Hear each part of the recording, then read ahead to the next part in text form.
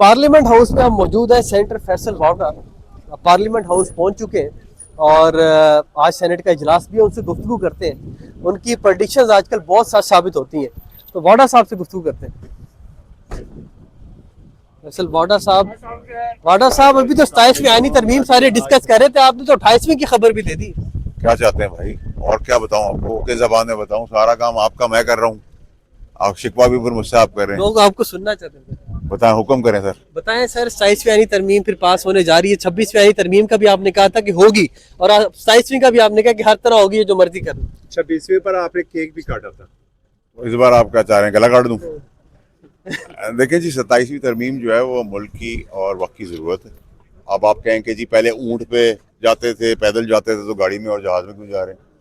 तो उस तहत तो जितना वक्त बढ़ता जाएगा उस हिसाब से चीज़ें चलती जाएंगी, और जो रिक्वायरमेंट है वो पाकिस्तान की बका, सलामती और कामयाबी और तरक्की के लिए है। तो उसमें तो कोई पॉसिबिलिटी ना की है नहीं, नंबर एक। नंबर दो ये कि पीपल्स पार्टी जो है, बिलावल साहब जमहूरी आदमी है, जमहूरियत बिलीव करते हैं, वालदा ने कुर्बानी दी, नाना ने दी, वालिद ने दी, और जमहूरियत के ज़ामिन भी वही हैं। और वालिद साहब जो हैं वो सियासी शतरंज के बड़े खिलाड़ी हैं, और बड़ी अच्छी सिनर्जी भी है, कोऑर्डिनेशन भी है फेडरल गवर्नमेंट के साथ।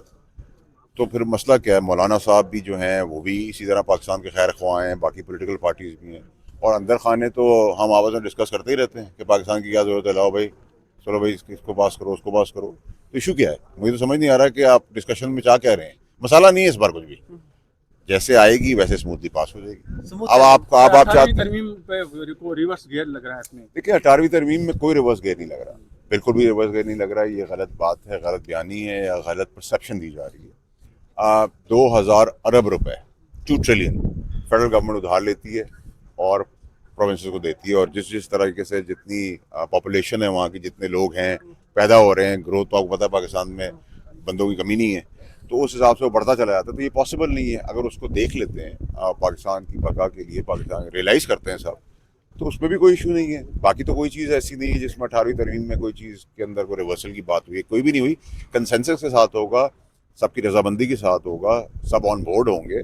अब आप सूबों का मामला तो नहीं है, अभी नहीं, वो आगे ले आएंगे यार, अभी तो वाडा जिंदगी चल रही है। साहब ये बताइएगा, वफाकी वज़रा 10 रोज पहले तक हमसे गुफ्तगू में कहते रहे कि ऐसी कोई बात नहीं है, ऐसा कोई मामला नहीं है, कुछ हुकूमती हलकों में बात नहीं हो रही। अब बिलावल साहब भी कह रहे हैं कि हुकूमत ही हमारे पास ये लेके आई है। हुकूमत पहले रिवील क्यों नहीं कर रही थी, या इतने शकूक शुबात क्यों थे? देखिए जी, मैं तो आपको पता है कि स्टूडेंट हूँ, तालिब इल्म हूँ सियासत का। मैं तो सबर, नज़र और ख़बर पे चलता हूँ, और आगे देखता हूँ, पीछे नहीं देखता। तो ये तो आप उन्हीं से पूछें। हमने तो आपको वक्त से पहले बताया, आप लिफ्ट नहीं कराते, फिर आप कहते हैं आप पास करा के दें, हम पास करा के दे देते हैं। आप कहते हैं डिबेट करा दें, हम डिबेट करा देते हैं। आप अभी भी कह रहे हैं अभी भी आपको करके दे देंगे, फिर आप यकीन कर लेंगे। आप यकीन ही नहीं करते सर। पीपल्स पार्टी आराम से इसमें कोई मुजाहमत नहीं करी, आप समझ? पीपल्स पार्टी पाकिस्तान के ख़िलाफ़ तो नहीं है, पाकिस्तान के साथ है, और जमहूरियत के साथ है।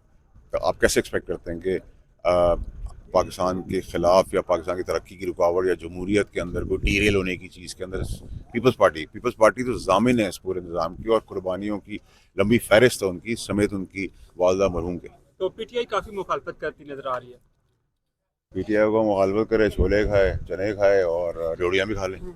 अच्छा और सर, बताएं। सुहेल अफरीदी साहब जो है नए वज़ीर आला आए हैं, खबर पसवा, वो काफ़ी जारहाना अंदाज है, काफ़ी जज्बाती तकारीर करते हैं, तो उनकी क्या वफाक के साथ कोऑर्डिनेशन हो पाएगी, और उनकी कारकर्दगी के हवाले से क्या कहेंगे? देखिए, जो लॉ आपके लिए है, जो लॉ मेरे लिए है, वही अफरीदी साहब के लिए भी है। मैंने आपको पहले बताया था कि इमरान खान साहब फुल कंडापुर साहब को हटाएंगे। एक वर्कर क्लास से आया है, बहुत अच्छी बात है, एक अच्छा प्रेसिडेंट सेट हुआ है। हम वेलकम करते हैं उसको, वो डेवलपमेंट करे, प्रोग्रेसिव केपीके को लेके चल रहे हैं, रोडें और आम आदमी की मरम्मत और उसकी ज़िंदगी और सेहत के ऊपर, एजुकेशन पे काम करे। लेकिन अगर उसने दोस्त, दबदबा, बर्बरियत, इक्विपमेंट, पुलिस और चढ़ाई के लिए आना है, तो फिर उसका खातेदारी के लिए इंतज़ार होगा, तबादब मुझ समेत।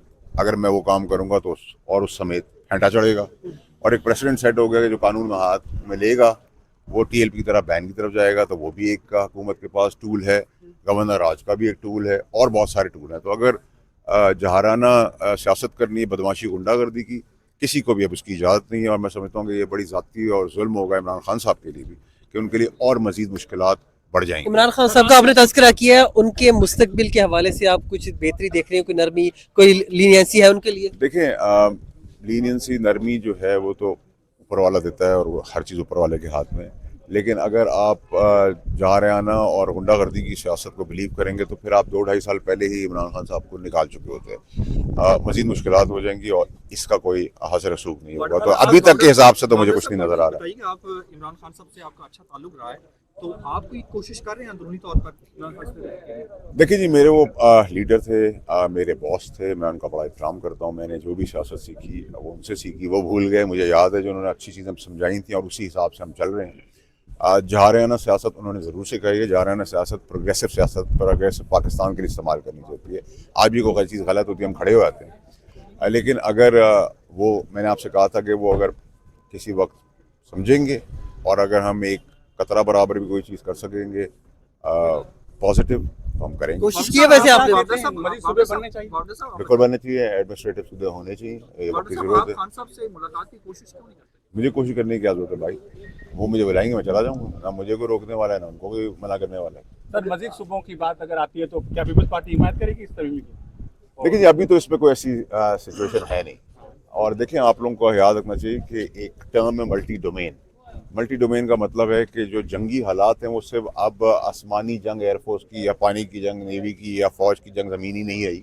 नैरेटिव की जंग, इकोनॉमिकल जंग है, खित्ते की डायनामिक्स हैं। तो उसको अगर आप अमेंडमेंट्स के ज़रिए इक्विप करते हैं, सिनर्जी क्रिएट करते हैं अपनी फ़ौज के लिए और मज़ीद अपना डिफेंस लाइन को स्ट्रॉन्ग करते हैं, तो उसमें भी कोई बात नहीं, उसमें भी सब एक्टिवली इन है उसके अंदर। अगर पीटीआई एहतजाज की कॉल देती तो आप, जिसने रात को आपने कहा कि टीएलपी की तरह, उस पर भी पाबंदी लग सकती है, तो ऐसा हो सकता है?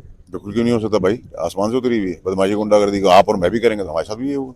उनके साथ कोई अनोखी चीज़ तो नहीं होगी। मैंने कहा ना, उनके लिए रेवड़ियाँ और क्या होते हैं, बादाम पिस्ते, छोले। एक मिनट, सेनेटर फैसल वाडा पहुंचे हैं पार्लियामेंट हाउस। वफाकी दारुल-हुकूमत इस्लामाबाद में इस वक्त मौसम तो इंतहाई सर्द है, लेकिन मेरे कब आप पार्लियामेंट हाउस देख रहे हैं, इसके अंदर का माहौल काफी गर्म होने वाला है।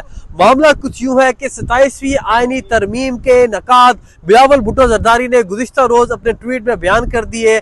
उसके बाद से 27वीं आईनी तरमीम के हवाले से जो शकूक व शुबहात थे वो खुलकर सामने आ गए हैं और अब उसके ऊपर खुलकर बहस होना शुरू हो गई है। वफाकी वुज़रा और हुकूमती अरकान कौमी असम्बली से जब गुफ्तगू होती थी तो उसको डिनाई कर रहे थे कि इस तरह की कोई बात नहीं है।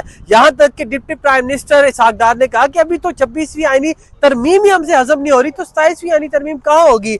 इसी तरह वफाकी वज़ीर मनसूबाबंदी एहसन इकबाल ने कहा कि इस तरह की कोई बातचीत हुकूमती हलकों में हो ही नहीं रही। लेकिन जैसे ही बिलावल भुट्टो जरदारी ने ट्वीट किया तो हमने देखा कि वफाकी वुज़रा हो, हुकूमती अरकान कौमी असम्बली हो या दीगर हो, उन्होंने 27वीं आईनी तरमीम के जो कसीदे हैं वो पढ़ना शुरू कर दिए हैं। उसमें आर्टिकल 243 में तरामीम के हवाले से गुफ्तगू की गई है।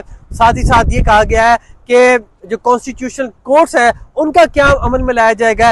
एनएफसी अवार्ड की जो तकसीम है उसको तब्दील किया जाएगा। साथ ही साथ तालीम और मनसूबा बंदी के हवाले से जो इख्तियारात सूबों को दिए गए थे 18वीं आईनी तरमीम के तहत, वो अब वफाक को वापस सौंपे जाएंगे और चीफ इलेक्शन कमिश्नर की तकर्री के हवाले से भी मामला 27वीं आईनी तरमीम में ज़ेर गौर लाए जाएंगे। पाकिस्तान तहरीक इंसाफ के अरकान कौमी असम्बली से और चीफ व्हिप हामिद डोगरे से हमारी गुफ्तगू हुई है। उन्होंने इसको यकसर मुस्तरद किया है। उनका ये कहना है कि पार्लियामेंट को कंट्रोल करने की साजिश है और एक फर्द वाहिद को मुकम्मल इख्तियारात देकर उसको बादशाह बनाने की साजिश है। और अफसोस की बात है, जमहूरियत और आइन का नाम लेने वाली पीपल्स पार्टी इसमें शामिल होगी और पीपल्स पार्टी जो 1973 के आइन का क्रेडिट लेती है वो इसको मस्क कर रही है और एनएफसी अवार्ड और 18वीं आईनी तरमीम का जो क्रेडिट लेते रहे वो अब इसको खत्म करने जा रहे हैं। क्यों? क्योंकि दोनों के लालच है कि पीपल्स पार्टी का वज़ीर आज़म बिलावल भुट्टो होगा और मरियम नवाज को उधर से नून लीग समझती है कि वज़ीर आज़म बनाया जाएगा। न जाने दोनों को वज़ीर आज़म बनाते बनाते कौम को किन किन तरामीम का तोहफा दिया जाएगा, हमारे हकूक सल्ब किए जाएंगे, पार्लियामेंट को महकूम किया जाएगा। तो आज सेनेट का इजलास कुछ देर बाद शुरू होगा। सेनेटर फैसल वाडा दीगर से गुफ्तगू करने की कोशिश करेंगे और उनका मौक़िफ़ आपके सामने रखेंगे। हमारे साथ रहिएगा।